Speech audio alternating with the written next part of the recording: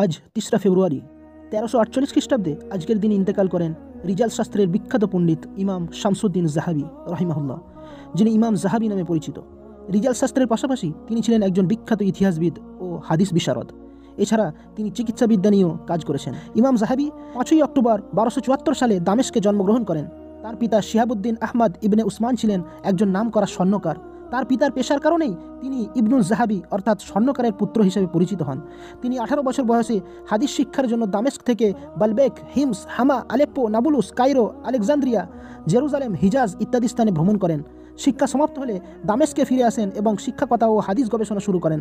তার প্রায় ১০০টি রচনার বেশিরভাগই গুরুত্বপূর্ণ। তার মধ্যে সিয়ারু আলাম আল নুবালা গ্রন্থটি সবথেকে বিখ্যাত।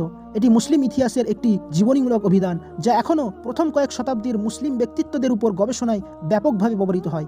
বইটি ২৫ খণ্ড বিশিষ্ট। তাছাড়াও তার তারিখুল ইসলাম বইটি ৫২ খণ্ড বিশিষ্ট।